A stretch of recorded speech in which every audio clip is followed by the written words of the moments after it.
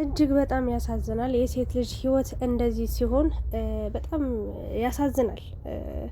ከዛ ደስታዋ፣ ከዛ የብቸኝነት ህይወቷ፣ ከዛ ሳቅ፣ ከዛ ነጻነት የሞላበት ህይወት ውስጥ ወጣ እዚህ ህይወት ውስጥ ገብታ እንዲህ በአንድ ወንድ ምክንያት እንዲህ ተመሰቃቅላ የልጇ ነገርም እያሳሰባት የእሷ ነገር ቢያበቃ ቢያልቅም ግን ልጇ ያለ አባት እያደገ በጣም አስከፊ ጊዜ እያሳለፈ እንደሆነ የታወቀ ነው። እንግዲህ አብርሽ ሰሞኑን እንደሚታወቀው ብዙ ነገሮችን እያለ ነበረ። በአጠቃላይ ስለ ሩታ ምንም ነገር ማውራትም ማንሳትም አይፈልግም። ሩታን ከነመፈጠሯ ረስቷታል። ዞር ብሎ የፈለገ ታሪክ ጊዜ ብቻውን ቢሆን እንኳን ወደ ሩታ መመለስ እንደማይፈልግ ደጋግሞ ተናግሯል ማለት ነው። ሄርሜላን እንግዲህ ለሄርሜላ ቦታ እንዳለው፣ ለሄርሜላ ፍቅር እንዳለው፣ ኧረ ፍቅርማ ከየት አውቆት ለነገሩ እና ቡዜም እየተናገረች ነው የምትገኘው። ያው ወንድሜ ብቻውን አይሆንም ብላ ነው መሰለኝ። ሩታም እንግዲህ በዚህ ሰዓት እነ እዩ እነ ቢኒ ሄደው ታይ በቃ ይሄ ልጅ አይሆንሽም ማለት እነ ፈረንጁና እዩ ሄደው ይሄ ልጅ አይሆንሽም ተይው የራሽን ኑሮ ኑሪ እባክሽ በማለት ቢጠይቋትም ሩታ አሁንም ተስፋ እንዳልቆረጠች አሁንም አብርሽ ላይ እንዳለ ልቧ ሁሉ ነገሯ የልጇ ነገርም በጣም እያሳሰባት እንደሆነ ነው በሚያሳዝን ነገር የተናገረችው። አብርሽ እንግዲህ ምንም አይነት ምርጫ አልሰጣትም ለሷ በጭራሽ ማለት ነው። ሄርሜላን ማየት ይፈልጋል፣ ማውራት ይፈልጋል። ያው ልክ እንደ ሩታ ልጅ አስይዞ ልጅ አሳቅፎ እስከሚሄድ ድረስ እንግዲህ ለሄርሜላ ነው እያደላ የሚገኘው። ታዲያ ሄርሜላስ ይህንን ሁሉ ጉድ እያየች ይህን ሁሉ ነገር እያየች ድጋሚ አብራው ትቀጥላለች ነይ ቢላት ወይንስ ደግሞ አይ በቃ ለእኔም አትሆነኝም ለሩታም አትሆነኝም ብላ ውሳኔዋ ልታሳውቅ ትችላለች ብላችሁ ታስባላችሁ? አንዳንዴ እኮ እግዚአብሔርን እየወደድናቸው መለየት ያለብን ሰዎች አሉ። እየወደዳችኋቸው ዋጋ እየከፈላችኋላቸው እነሱ ዋጋችሁ ካልገባቸው ከነዛ ሰዎች ጋር መኖር መቃጠል፣ መጨስ፣ መንደድ ብቻ ነው፣ ሌላ ትርፍ የለውም። እና የሩታ ጉዳይ አሳሳቢ ነገር ላይ ደርሷል። እንደ ሄርሜላ ትተሽ ውጪ ትተሽ ተይው በቃ ዞር ብለሽ አትይው ብለን እንዳንመክር ሀሳብ እንዳናስተላልፍ የማይሆን ነገር ነው። እች ልጅ ለዚህ ህይወት ብዙ ዋጋ ከፍላለች። ከብዙ ነገሮች ርቃ እሱም ብላ መጣለች። አንዳንዶቻችሁ እንደውም አብረሽ እስከዚህ ድረስ ካደረሰሽ በቂ ነው፣ ህይወትሽን ቀየረልሽ፣ ህይወትሽን ለወጠልሽ፣ አስተካከለሽ፣ ሰው አደረገሽ፣ ምን ትፈልጊያለሽ? ከዛው ልጅሽን ይዘሽ አሳድጊ የምትሉ ሰዎች አላችሁ። በነገራችን ላይ እንኳን አይደለም ሩታ እንኳን አይደለም የምሬ ነው አብረሽ ሩታ ነች የእውነት ነው የአብርሽን ህይወት ከሀስከፈ የቀየረችው። አስታስተውዙም እንዴ? አሁን እኮ አብርሽ በብልግናው በዝሙተኝነቱ ሴት እዛ እዚህ በመቀያየሩ ምናምን ነው የሚታወቀው እንጂ በፊት ሩታና አብርሽ አንድ ላይ እየሰሩ እያለ ሩታ ነበረች ከሁሉም ሰው ፌመስ የነበረች። እንኳን አይደለም ከአብርሽና ከሩታ ከሚዲያው ሁሉ ፌመስ የነበረች፣ ከሚዲያው ሁሉ ታዋቂ የነበረች፣ ከሚዲያው ሁሉ ተወዳጅ ተፈላጊ ተመራጭ የነበረች ሩታ ነች። ለምን ይዋሻል? እና አሁን ላይ ግን አብርሽ ህይወትሽን ቀይሮልሻል፣ አብርሽ እንደዚህ አድርጎልሻል ምናምን ሌላ ታሪክ ነው የምታወሩት። እና ዋናው ነገር በዚህ ሰዓት እንግዲህ ሩታ ደህና መሆኗ ነው። እሷ ብቻ ሳትሆን ለልጇም ደህና መሆን ስላለባት ነው።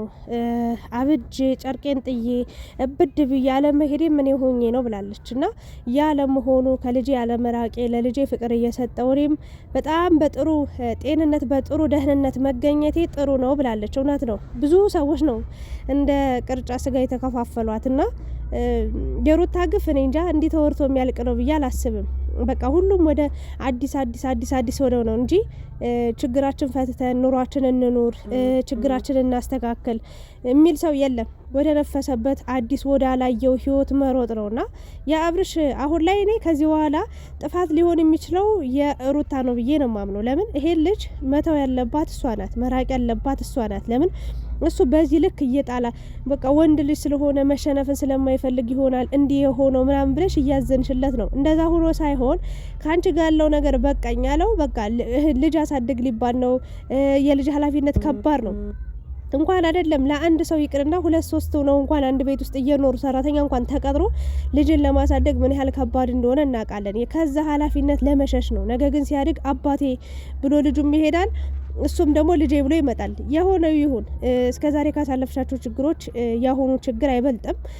ፈጣሪ ከፈቀደ ደግሞ ልጅሽ አድጎ በቃ እናቴ ብሎ ሁሉም ለታሪክ እየተቀመጠ ስለሆነ ቪዲዮም ሁሉም ነገርና እንግዲህ ነገ ከነገ ወዲያ ልጁ አድጎ ሁሉንም ነገር ያያል በየተራ ማለት ነውና ሚስቱን ጥሎ ወይም ደግሞ ልጁን ትቶ ሌላ ሴት ጋር ምን አይነት ህይወት እየኖረ እንደሆነ ሲያቅ ደግሞ ልጁ ያኔ እሱ ላይ ይፈርዳል ብዬ ነው የማስበው። ያኔ በዛ ሰዓት ደግሞ ለአብርሽ ምንም አይነት ምላሽ አይኖረውም ብዬ አስባለሁ ለልጁ።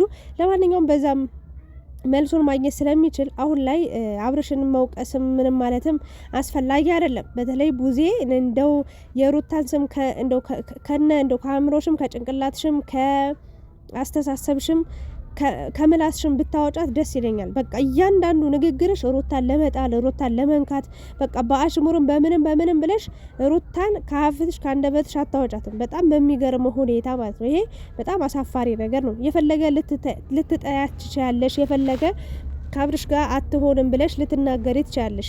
በቃ እሱን ሁለቱ ይፍቱት። በቃ እስከዛሬ አሞታል ወንድሜ ጤነኛ አይደለም፣ በቃ እኔ ያለውለት እኔ ከጎኑ ልሆን እገባለሁ ምናምን ብለሻል አይደል? እስኪ ድን ድረስ ነው ያልሽ።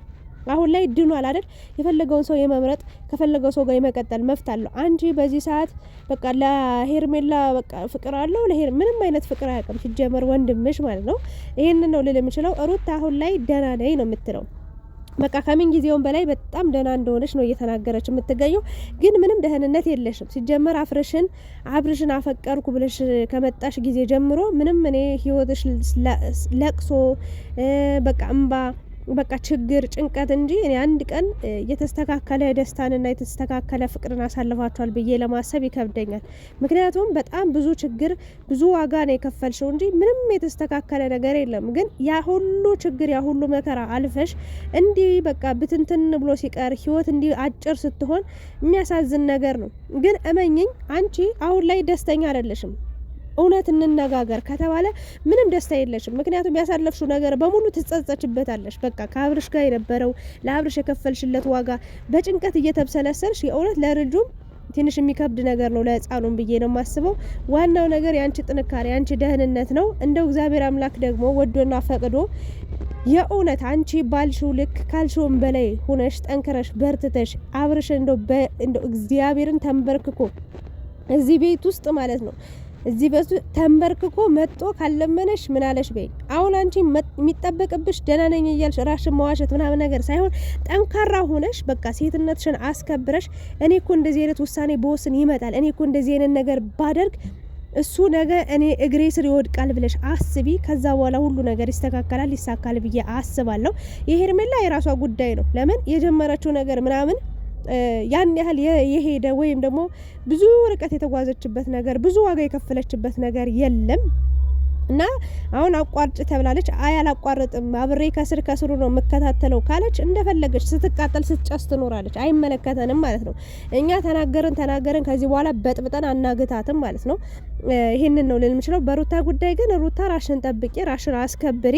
ከዛ አብርሽ ማን የሚጠቅመው እንደሆነ ማን የሚጎዳው እንደሆነ በቃ ህይወት ምን እንደሆነች ትዳር ትርጉሙ ምን እንደሆነ ዞር ብሎ ሲያይ እስኪ ጠቃሚውንና ጎጆውን ሰው በደንብ ይለየው። ያ አንዳንዴ እኛ ሰዎች ያላየነው ለማየት በጣም በቃ እንሮጣለን እና ይየውና ተመልሶ እስኪመጣ ጠብቂ። በቃ ያኔ ራሽን አስከብረሽ ትኖራለሽ። ፈረንጁና እዩ እያሏት የሚገኙት በርግጥ እናንተ ከሱ ጋር ሁኚ አትሁኚ ብላችሁ የመጨቃጨቅ ሀሳብ የመስጠት መብት አላችሁ ብዬ አላስብም። ለምን እቺ ልጅ ኦልሬዲ በቃ በርግጥ ጥሩ ነገር ነው ያላችኋት፣ ጥሩ ማንቂያ ነገር ነው፣ ጥሩ ንግግር ነው። እቺ ልጅ እንዳትጎዳ ድጋሚ ሺ ጊዜ ሲጎዳት እንዳይኖር በራሷ እንድትወስን ከልጇ ጋር በስራም እንድትኖር ነው ጥረታችሁ ወይ ደግሞ ጥያቄያችሁ። ብቻ ከባድ ነው። እኔ ለሩታ ነው ማዝ ነው በእውነት ለምናችሁ። በርግጥ እግዚአብሔር ያውቃል። ያ ሁሉ መከራ ያለፈች ሴት ዛሬ ላይ አብርሽ ጥሏት ሄደ፣ አብርሽ አልፈልግሽ ማለት ትሰበራለች ማለት አይደለም። ብትሰበር ያኔ ድሮ ነበር የምትሰበረው። ለማንኛውም ሩታዬ አይዞሽ፣ እውነትሽን ነው። አብጄ ጨርቄን ጥያለ መሄዴ ምን ሆኜ ነው፣ እግዚአብሔር ከኔ ጋር አለ ብላለች። ፈጣሪዋን እንግዲህ ተማምና በራሷ ቆማለች። እንግዲህ ፈጣሪ ደግሞ ከዚህም በላይ ጠንክሮሽ አበርትቶሽ ጀግንነትሽን፣ ሴትነትሽን፣ ክብርሽን የምታስከብሪበት ሰዓት አሁን ነው ብዬ ነው የማስበው። ለልጁ መኖር አለብሽ። አብርሽ ግን እንግዲህ እኔ እንጃ አላቅም፣ ብቻ ጊዜ ሁሉንም ነገር ያሳየናል ብዬ አምናለሁ። በጊዜ ሁሉንም ነገር የምናየው ይሆናል። ፈረንጁ እዩ ያው ሩታ ቤት ሄደው ነበረ። አይሆንሽም በጣም ተናደዋል። እንዴት ዛሬ ለመጣሽ ሴት አንቺን ከሷ ጋር ያወዳደራል?